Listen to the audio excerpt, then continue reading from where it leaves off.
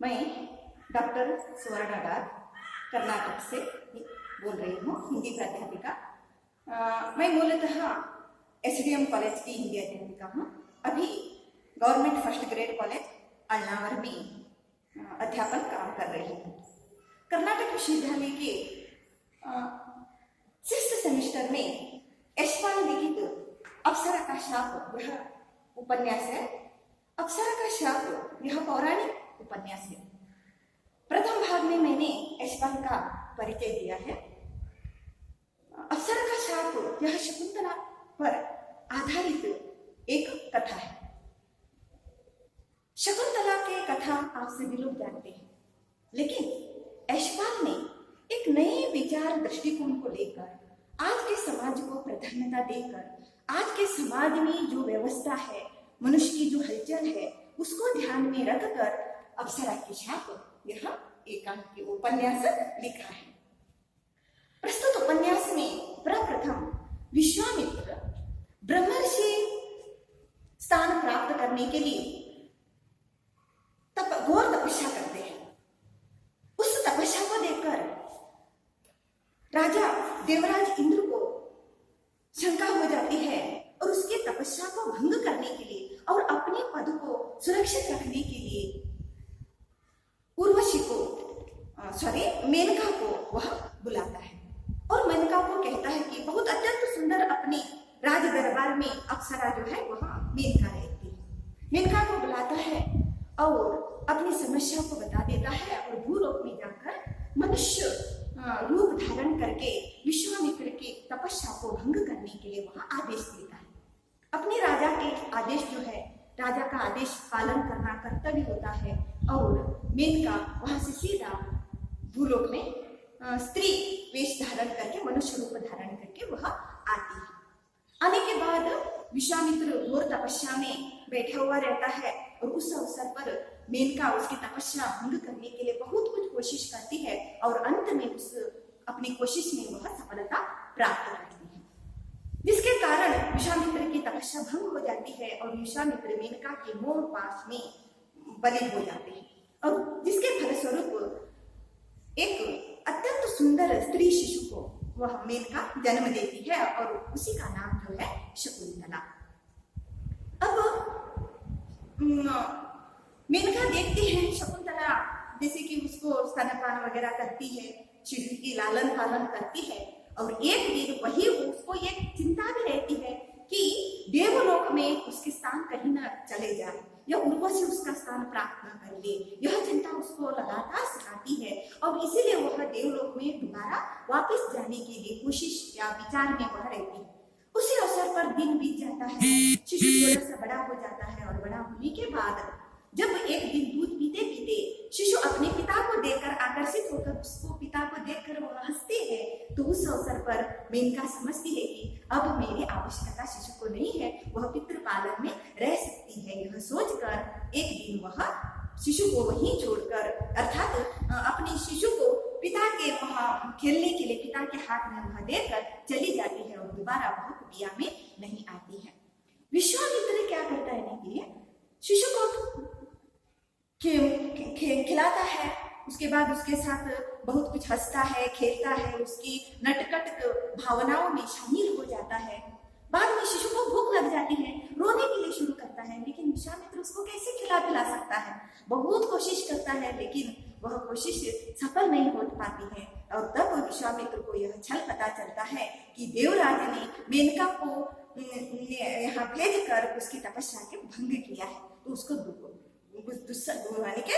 उसको गुस्सा भी आ जाता है और वह क्या करता है कि दोबारा वह तपस्या प्राप्त करने के लिए अपने इस शिशु को कण्व ऋषि के आश्रम में वह छोड़कर वहां से चला जाता है।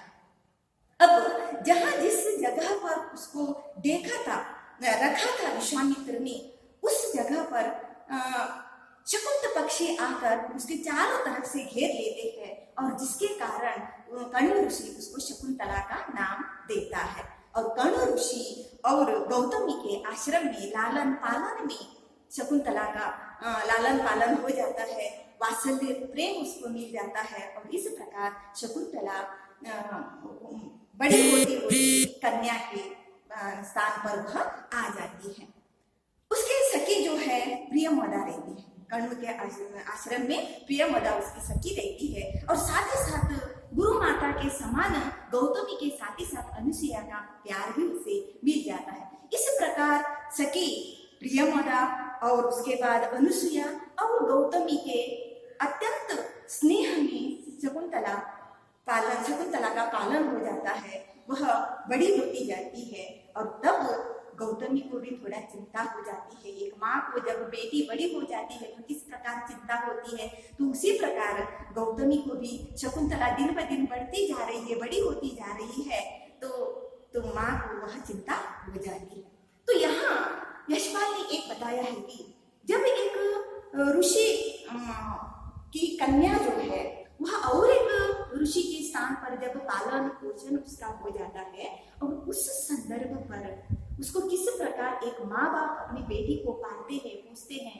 जब एक बेटी बड़ी हो जाती है तो माँ बाप को किस प्रकार की उसकी शादी का, उसके रक्षा की चिंता होती है, वह चिंता महर्षि कण्व और गौतमी में यह दिखाया है।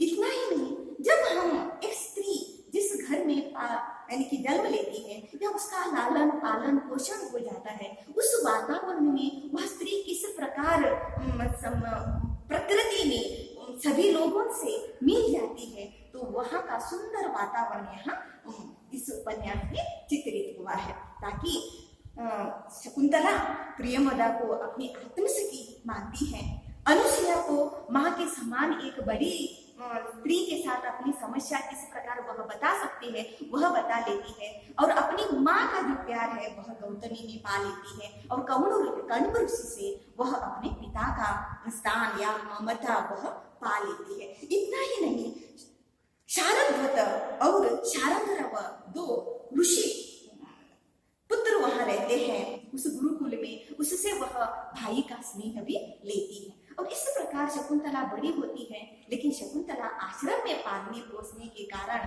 उस वातावरण में बड़े होने के कारण उसको बाह्य समाज का कोई भी जिस प्रकार की आशा या माया, ये इससे वह अछूत रहती है। एक बार दुष्यंत राजा, हस्तिनापुर के वह बहुत बड़ा सर्वश्रेष्ठ राजा रहता है, वह अखेट करने के लिए आता है, और जब कण्व ऋषि के आश्रम के समीप वह आता है तब उसके मन में एक बहुत बड़ी इच्छा होती है कि ऋषि कण्व के आशीर्वाद लेकर वह वहां से चले जाए, और इसीलिए वह कण्व ऋषि के आश्रम में आता है। लेकिन उस समय कण्व ऋषि वहां नहीं रहता है, कहीं बाहर वह चतुर्मास करने के लिए गए हुए रहते हैं। उस संदर्भ में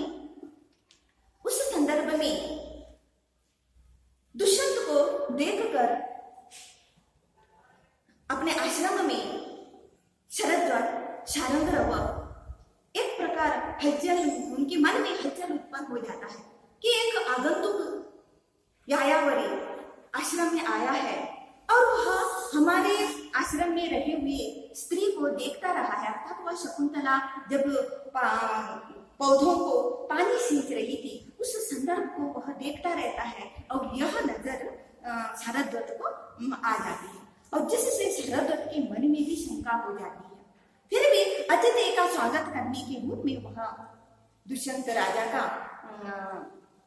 स्वागत करता है, और स्वागत करने के बाद वह दुष्यंत राजा अपनी इच्छा प्रकट करता है कि मैं कण्व ऋषि के आशीर्वाद के लिए, वह उसके दर्शन करने के लिए यहाँ आया था। लेकिन उनके नाम वगैरह परिचय पूछने के बाद दुष्यंत हस्तिनापुर के राजा कहता है, लेकिन आश्रमवासी उस पर विश्वास नहीं करते, क्योंकि अचानक कोई भी राजा का नाम लेकर अपना परिचय दे सकता है। और तब उनको कहते हैं कि नहीं, वो मुद्रा अपनी राज मुद्रा दिखा देता है, और तब उनकी सबसे समाप्त हो जाती है। जब राज मुद्रा दिखने के बाद कण्व ऋषि तो आश्रम में नहीं है, एक राजा ही अपने आश्रम में आए हुए हैं, तो इस प्रकार की चिंता उनको सता देती है आश्रमवासियों को, और साथ ही साथ दुष्यंत शकुंतला को प्राप्त करने की अपनी मनो इच्छा भी उनके सामने प्रस्तुत करता है। जब राजा की बात टहल नहीं सकते हैं या टाल नहीं सकते हैं, और इसीलिए गौतमी उसके बारे में प्रियमदा से और साथ ही साथ सारंगधर से विचार विमर्शा कर लेती हैं।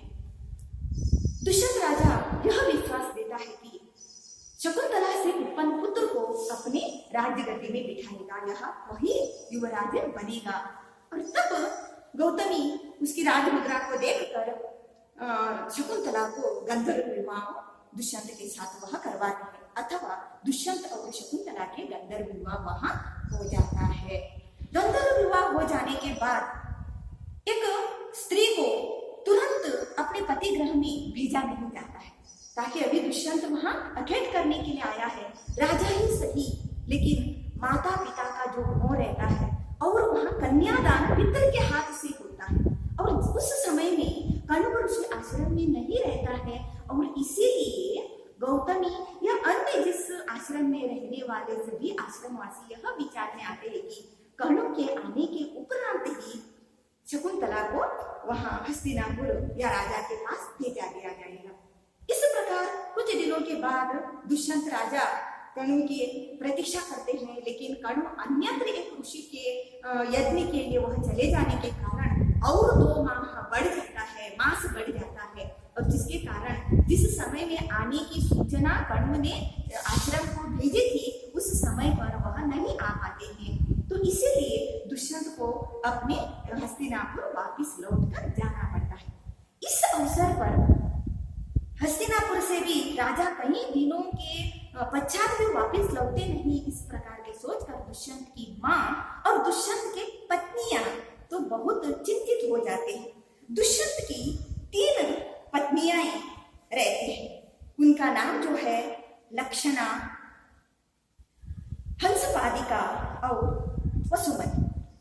लक्षणा उसको बच्चे नहीं रहते हैं, है तो भी गर्भावस्था में भी वह उसका अंत हो जाता है। हंसपादिका और वसुमती को कन्या रहते हैं, तो दुष्यंत को यह भी चिंता रहती है कि हस्तिनापुर के आगे उत्तराधिकारी कौन है। तो इसीलिए उन्होंने इस विचार से शकुंतला को यह आश्रम में यह उन्होंने अपना वचन दिया हुआ होगा कि शकुंतला के पुत्र को ही अपने राज्य के उत्तराधिकारी बना देगा। लेकिन जब वह हस्तिनापुर लौटकर चला जाता है तब उसको उसकी प्रथम पत्नी जो है लक्षणा से यह विचार पता चलता है कि लक्षणा गर्भवती जो है, अभी उसके 2 माह अच्छे तरह से बीत गया है, और ऋषियों के अनुसार या भविष्यवाणी के अनुसार उसके पुत्र अत्यंत स्वस्थ वह बनेगा। इस प्रकार के विचार अपने पति के सामने वह सम्मुख रखती है, जिससे दुष्यंत बहुत चिंतित हो जाता है। अब दिन गुजर जाता है, दुष्यंत अपने राज्यकाल में व्यस्त हो जाता है, लेकिन यहाँ शकुंतला की चिंता बढ़ती रहती है कि शकुंतला जैसे उन्होंने दुष्यंत के साथ जैसे गंधर्व तो विवाह कर ही लिया है, और उसके नतीजे के रूप में शकुंतला के गर्भ में एक शिशु का विकास होता रहता है। अब एक दिन इसी चिंता में जब रहते हैं तो आश्रम में इस प्रकार की स्त्रियों की दशा को देखकर उचित नहीं लगता है। इस प्रकार के विचार आश्रम के चारों तरफ आजू बाजू के कुटियों में या ऋषियों के आश्रम में यह विचार चलता रहता है। इससे हमें विचार करना है कि यदि एक पति के साथ एक स्त्री नहीं रहती है और तब वह गर्भावस्था में आती है और उस अवसर पर समाज में उसके बारे में बहुत कुछ बोलते हैं, उसी प्रकार यहाँ शकुंतला को भी सुनना पड़ता है और गौतमी कण्व ऋषि को भी वह सुनना पड़ता है, जिससे वह चिंतित भी हो जाता है। लेकिन कण्व ऋषि इसके बारे में कुछ भी चिंता नहीं करता है और न गौतमी करती है, क्योंकि उनको एक माँ बाप को अपने बेटी बोझ नहीं होती है, वह समाज को देखने के लिए बोझ हो सकती है, और वही कण्व ऋषि और गौतमी करती है। एक दिन दुर्वासा मुनि कण्व ऋषि के आश्रम में आ जाते हैं। शकुंतला अपने पति को मिलन के विचार के बारे में और अपने गर्भ में बढ़ने वाले शिशु को लेकर वह चिंतित हो जाती है, और इसी चिंता में जब वह मग्न होती है उस अवसर पर आश्रम में आए हुए दुर्वासा मुनि की ओर उसका ध्यान नहीं जाता है। और इस संदर्भ में दुर्वासा मुनि को बहुत गुस्सा आ जाता है और वह यह सोचता है कि आश्रम में आश्रमवासियों को जिस व्यवस्था में जिस व्यवहार में रहना चाहिए उसके तद विरुद्ध में वह शकुंतला वहां है। और इस प्रकार वह सोचकर शकुंतला को वह कहते हैं कि भले ही तुम्हें कर्ण का प्यार ज्यादा हुआ होगा या हो सकता है तुम्हें यह बहुत गर्व हुआ होगा कि मनुष्य में तुम बहुत अत्यंत सुंदरी हो, तो तुम्हारा वह गर्व जो है यह जो भंग हो जाएगा, इस प्रकार वह कह देता है। इसको सुनकर तुरंत वहां अनुसुईया आ जाती है और जो घटना जो है वह दुर्वासा मुनि को बता देती है। लेकिन दुर्वासा मुनि के मुंह से एक बार निकलने के बाद वह विचार वापस नहीं आ सकता है या उसकी गुस्सा शांत नहीं हो पाता है, बल्कि ऊपर से वह कनु को ही बताता है कि आश्रम के नीति नियम के तद विरुद्ध के अंतर्गत तुम किसको यहाँ पाल रही हो, कि शकुंतला को पाल रही हो, और इसीलिए इससे बेहतर है कि शकुंतला को अपने पति के घर में वहां छोड़कर आ जाए। इस प्रकार वह सलाह देता है और वही उसके लिए एक चिंता का या उसका श्राप का शमन का कारण हो सकता है। इस प्रकार वह बता देता है। अब आज तक कनु ऋषि ने अपनी पुत्री को दुष्यंत राजा के पास पहुंचाने के विचार किया ही नहीं था या हस्तिनापुर तक उसको लौटा देने का विचार किया ही नहीं था। अब उसके मन में आता है सही है, दुर्वासा मुनि ने जो बताया है वह सही है। इस प्रकार के वह निर्णय में आ जाता है और यहाँ से वह सोचता है कि पहले दुष्यंत आ जाए। और इसीलिए एक बार ऋषि वागीश वहां चातुर्मास के लिए कण्व के आश्रम में आए हुए रहते हैं। अब वह सोचता है कि किसी के पास तो सूचना भेजनी चाहिए। जाते समय ऋषि वागीश के पास वह सूचना भेजते हैं कि दुष्यंत के जो वह पुत्र संतान जो है उसका शिशु का पालन के वह बढ़ रहा है इसके गर्भ में, शकुंतला के गर्भ में, और इसीलिए उचित है कि वह राज दरबार में ही रहे। इस प्रकार के वह सूचना दे देता है। लेकिन कण्व कई दिन तक उसके अपनी जो सूचना भेजी है उसके उत्तर प्राप्त करने के लिए या दुष्यंत राजा के आगमन के लिए वह उसके राह देखता रहता है। लेकिन कई दिन हो जाते हैं, एक 2-3 माह गुजर जाता है, लेकिन उसका कोई भी उत्तर नहीं आता है। इस चिंता से अब वह विचार कर लेता है कि उनसे वहां नहीं आया है, लेकिन अपनी पुत्री को खुद ही वहां भेज देना चाहिए। इस प्रकार वह सोचकर कण्व ऋषि अनुसुईया और शारंगरव के साथ वहां शकुंतला को हस्तिनापुर भेजने की व्यवस्था वहां करवाता है। उसी प्रकार ये जाते हैं और जाने के बाद अब दुष्यंत एक प्रकार के द्वंद्व में वह पड़ जाता है। एक तो उसको ऋषि वागीश द्वारा सूचना मिली थी, लेकिन वह उसके बारे में प्रत्युत्तर नहीं देता है, क्योंकि अपनी पत्नी के लिए पत्नी जो है वह भी गर्भवती है और इन्होंने शकुंतला को भी क्या आश्वासन दिया था कि उसी का पुत्र वह राज्य के उत्तराधिकारी हो जाएगा, और यहाँ अपनी प्रथम पत्नी जो है उसका पुत्र जो वह भी गर्भवती रहती है। तो इसीलिए वह द्वंद्व में होता है कि यदि मैं शकुंतला को स्वीकार कर लिया तो आगे आने वाली समस्या के प्रति वह चिंतित होकर तटस्थ रहता है और वह यही भले सोचता है कि वह शकुंतला को आश्रम में ही रहने दो, वहां लाने के विचार में वह आता नहीं है, क्योंकि वहां यदि उन्होंने लाने की कोशिश की तो अपनी पति लक्षणा के वह गुस्से का शिकार भी बन जाएगा और यह उसको धैर्य नहीं रहता है। तो इस अवसर पर वह कई दिन वहां चला जाता है। अब कण्व के आश्रम से ही जब शकुंतला आ जाती है तब वह सेवक के सूचना को प्राप्त करके उनको अतिथि गृह में ही रहने के लिए व्यवस्था कर देता है, बल्कि वह राज दरबार में उनको लाने की व्यवस्था नहीं करता है और खुद उस अतिथि गृह में वह जाता है। जाने के बाद जब ऋषि जब उनके साथ जिस प्रकार के शारंगरव जो गया हुआ रहता है वह सभी अपनी कुशलोत्तर विचार करने के बाद जब वह पूछता है तब वह दुष्यंत इस प्रकार उनसे बातें करता है कि जो कुछ भी जानता ही नहीं पहले का, इस प्रकार उसके व्यवहार, इनके व्यवहार को देखकर अनुसुईया को और शकुंतला को भी एक प्रकार की शंका उत्पन्न होती है। लेकिन शकुंतला अभी तो उन्होंने दुनिया नहीं देखी है, तो वह चुप रहती है। और साथ ही साथ अनुसुईया भी सोचती है कि राजा हमें अपरिचित व्यक्ति जैसे किस प्रकार बातें करता है। तो उसके लिए भी एक कारण है। जब राजा को यह सूचना मिलती है कि शकुंतला आ रही है, तो उसको सारथी जो वह लेकर गया था, तो वह सारथी उसको कहता है कि राजा शकुंतला तो आए हैं, लेकिन राजा के वेश में शकुंतला को उन्होंने देखा नहीं था। वन के ऋषि के आश्रम में किसी ने भी राजा के वेश में उसको, दुष्यंत को किसी ने भी नहीं देखा था, या राजा इसी प्रकार है उन्होंने देखा नहीं था। इसलिए वह उनको एक बातें बता देता है कि तुम राजा के वेश में तुम वहां जाओ और अपरिचित जैसे तुम्हारे इस वेश में किसी ने तुम्हें देखा नहीं। यही एक बात से दुष्यंत सब कुछ समझ लेता है और वहां जाता है कि तुम किस कारण, मुझसे क्या सेवा तुम चाहते हो। वहां के कण्व ऋषि के आश्रम में सब कुछ ठीक है क्या? ये बातें सुनकर उन लोगों को अजीब सा लगता है।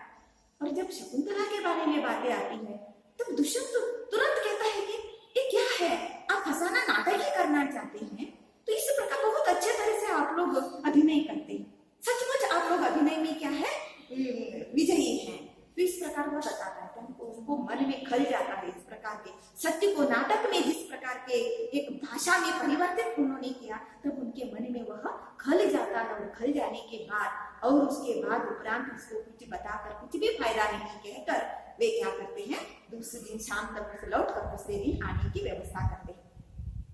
तभी राजा लौटकर उस शाम में, जैसे उनके नाटक में अत्यंत सुंदर अभिनय करने के लिए तुम्हें वह मैं बहुमान देता हूँ कहकर कुछ पैसे वहां या राजा के तोहफे के रूप में वह भेज देता है। तब वह चुटकार यानी कि उसको चुटकार देती है, यानी कि उसको नगण्य मान देती है, क्योंकि उसको वह शकुंतला स्वीकार नहीं करती है। क्योंकि राजा के व्यवस्था में ये सब कुछ होता है। राजा को एक ही पत्नी नहीं, उनको कहीं भी हो सकते, दासियों के साथ भी हो सकते, किस संदर्भ में क्या क्या उन्होंने किया है ये भी भूल जाते हैं क्या, इस प्रकार के एक संदर्भ। लेकिन शकुंतला के मन में इस प्रकार के नहीं है। वो एक स्त्री है और स्त्री प्रथम दर्शन में ही वह आकर्षित हुई थी और प्रथम गर्भ को उन्होंने धारण कर लिया है। वह कभी अपने जीवन में भूलने वाली वह बात उसमें नहीं है। लेकिन दुष्यंत वह भूल सकता है और उसी में वह जाने की व्यवस्था में रहती है। उसके पहले जब मेनका अपनी पुत्री को कण्व आश्रम में वह छोड़कर, यानी कि विश्वामित्र के पास छोड़कर वह आई थी, तब अपनी जो सखी जो है, उस सखी को वह अपनी खबर को भेजते रहने के लिए सानुमति, अपनी जो सखी रहती है उस सानुमति को वह बता देती है कि जो जो शकुंतला के साथ हुआ है उसका समाचार मुझे क्या करो, मैंने के बताते रहो कहकर। अब ये सभी घटना सानुमति शकुंतला के पास जाकर बता देती है कि भूलोक में शकुंतला के साथ क्या क्या हो रहा है। और तब शकुंतला माने के मेनका को पता चलता है और मेनका सानुमति को वह भेज देती है कि ये